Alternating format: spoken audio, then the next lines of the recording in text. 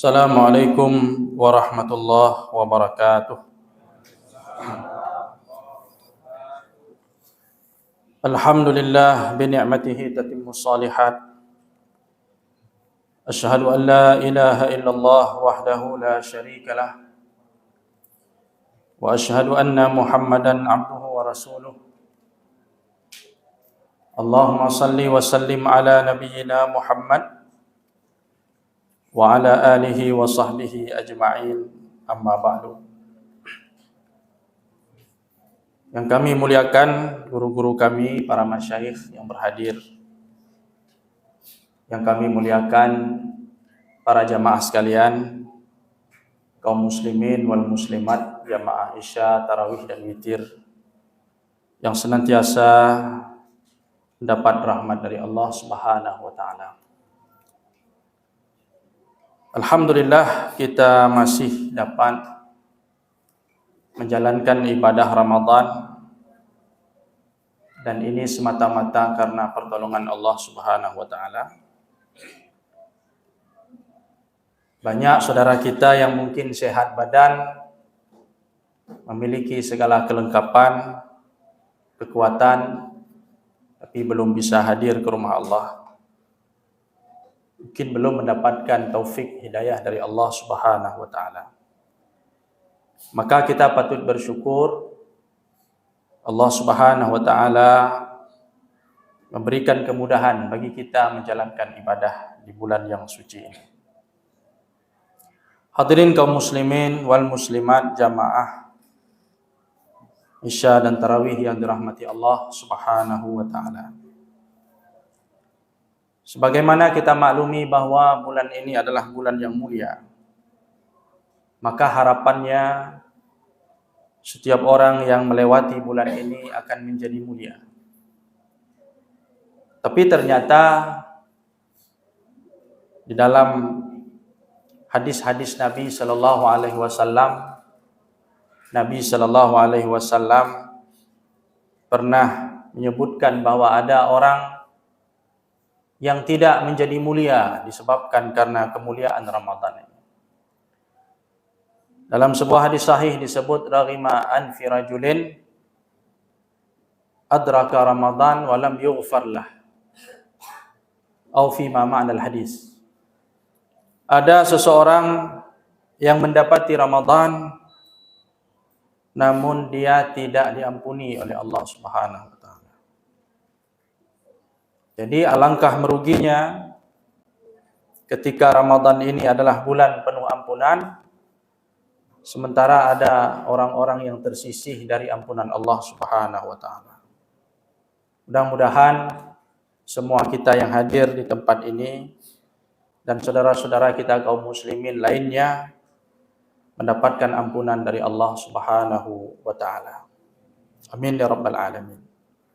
Bapak Ibu sekalian yang dirahmati Allah Subhanahu wa taala, ada beberapa hal yang perlu kita perhatikan agar kita mendapatkan kemuliaan di bulan suci ini, agar kita dapat meraih rahmat, ampunan, dan kebaikan, pahala yang berlipat ganda di sisi Allah Subhanahu wa taala. Yang pertama, hendaknya setiap ibadah kita di bulan suci ini berlandaskan kepada iman. Nabi sallallahu alaihi wasallam bersabda, "Man shoma ramadhana imanan wa ihtisaban, ghufira lahu ma taqaddama min dzambihi."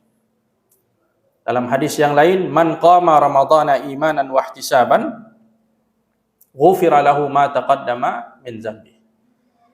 Barang siapa yang berpuasa di bulan Ramadan dan barang siapa yang menghidupkan malam-malam di bulan Ramadan dengan qiyamul lail, dengan penuh keimanan dan pengharapan akan balasan di sisi Allah Subhanahu wa taala, maka dia akan diampuni dosa-dosanya yang terdahulu.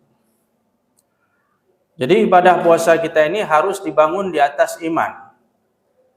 Sebagaimana musalla yang megah ini dibangun di atas pondasi yang kokoh. Sebagaimana Padi-padi di sawah itu, tanaman-tanaman ditanam di atas lahan yang sudah siap untuk ditanami. Karena kalau tanahnya belum siap, kemudian bibit disemaikan, maka dapat dipastikan tidak akan berhasil atau gagal panennya. Begitu juga bangunan dibangun di atas fondasi yang tidak kokoh, maka dia akan runtuh, tidak kuat.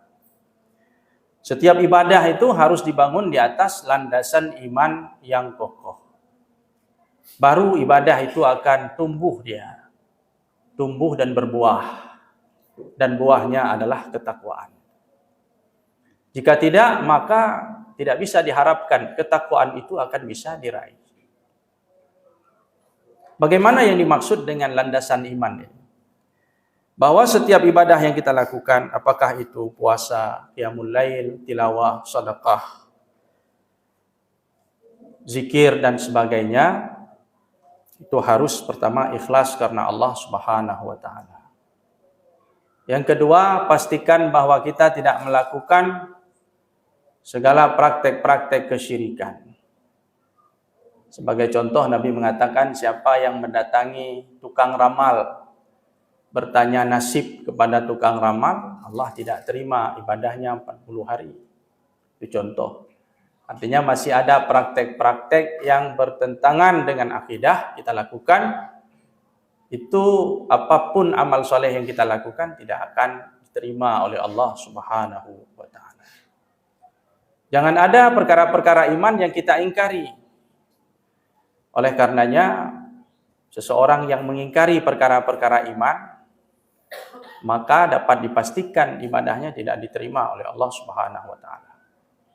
Suatu ketika Abdullah bin Umar diberitahukan bahwa di kota Basrah, Abdullah bin Umar ini sahabat Nabi.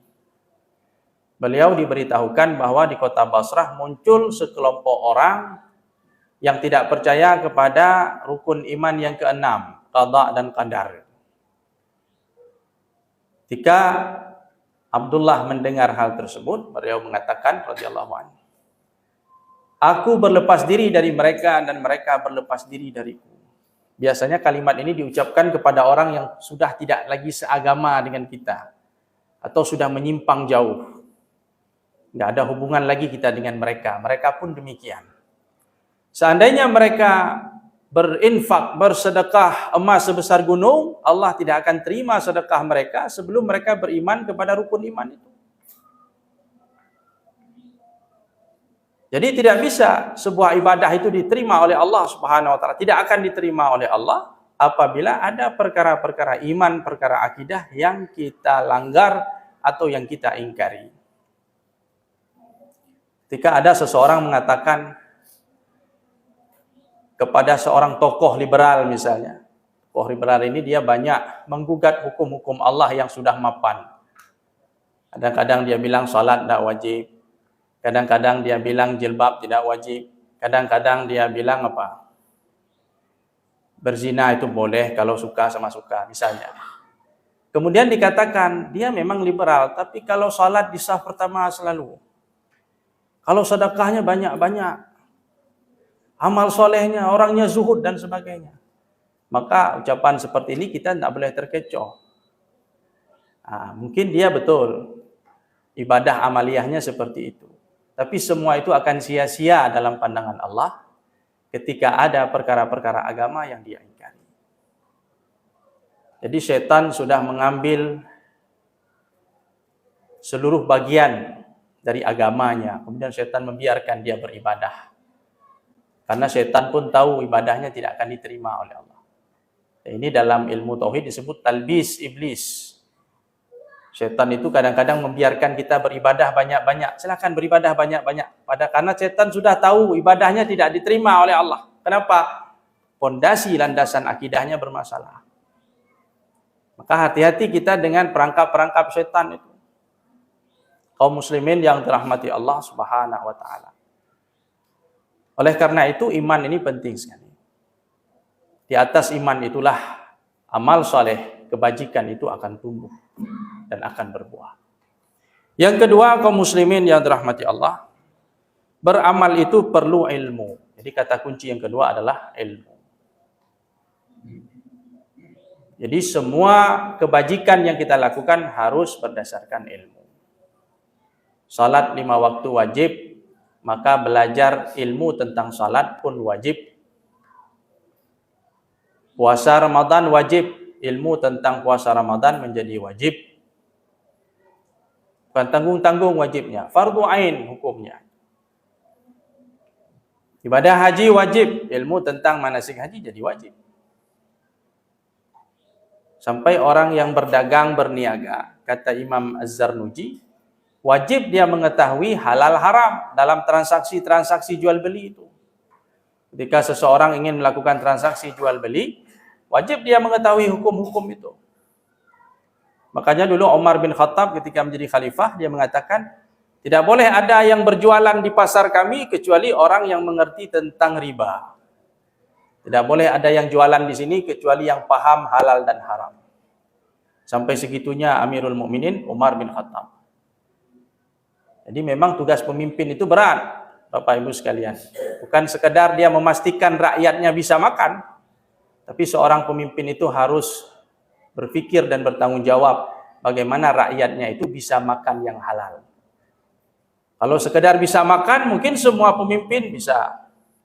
Tapi pertanyaannya, bisakah rakyat saya, masyarakat saya itu makanannya halal?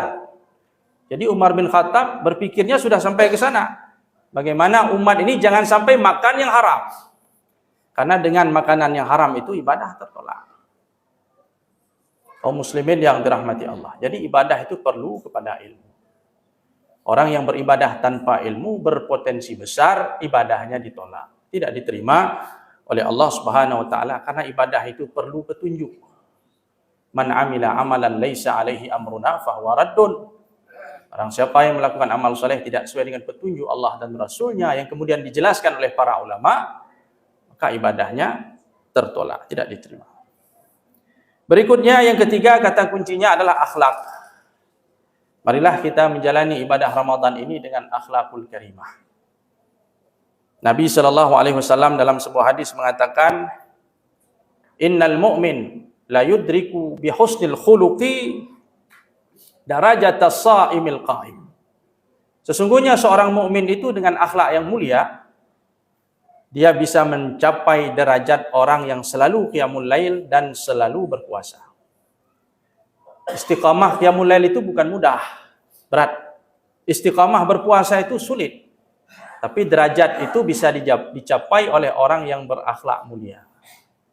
Dengan akhlakul karimah, dia bisa menggapai derajat yang sangat tinggi. Akhlak dengan Allah, dengan Rasulullah, dengan orang tua, dengan sesama manusia.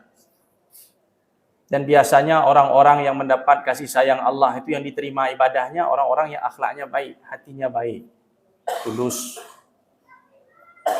ikhlas, mudah memaafkan orang lain, mendoakan orang lain, iba dan peduli kepada penderitaan orang lain.